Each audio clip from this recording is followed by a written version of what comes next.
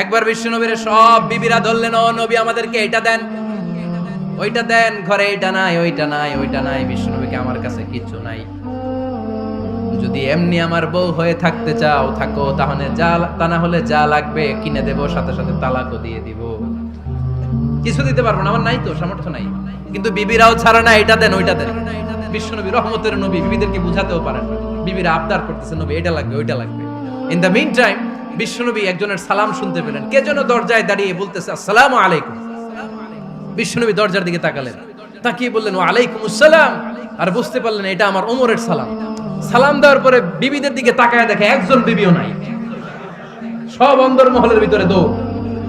সুবহানাল্লাহ পড়তে পারলেন না? This is our super hero Omar. এরকম ওমর একটা লাগবে, চিল্লায় বলেন কয়টা?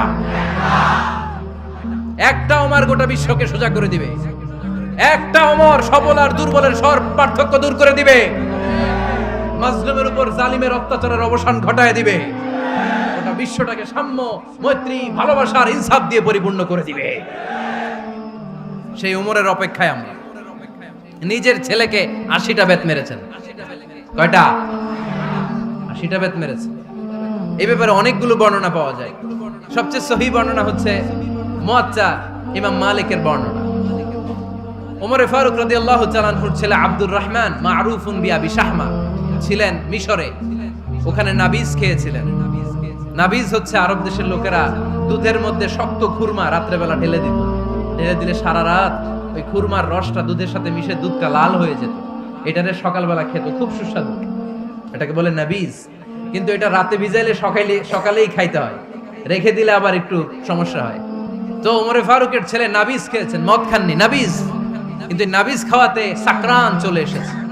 সাকরান চলে আসাতে এটা যখন প্রমাণিত হয়েছে, আমর ইবনে আস রাদিয়াল্লাহু তাআলা আনহু নাকি 80 বেত মেরেছেন মিশরে। কয় বেত? নিয়ম হচ্ছে সবার সামনে, কিন্তু সবার সামনে না মেরে একটু গোপনে মেরেছে। এই তথ্য যখন ওমরে ফারুকের কাছে এসেছে, উনি বললেন না, মারতে হবে সবার সামনে, আলাদা মাল্লা কেন? ও মদিনায় ফিরে আসলে আমি আবার 80টা মারব।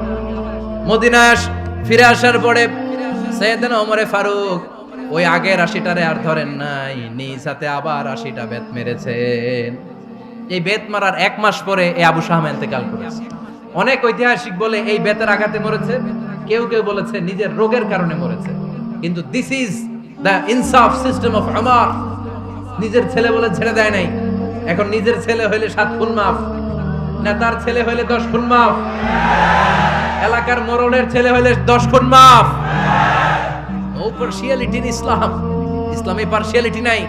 আপনি নেতার ছেলে হন, আপনি বিজনেস ম্যাগনেটের ছেলে হন, আপনি যেই হন না কেন, ইসলামের দৃষ্টিতে সবাই সমান। চিল্লায় বলেন ঠিক কিনা?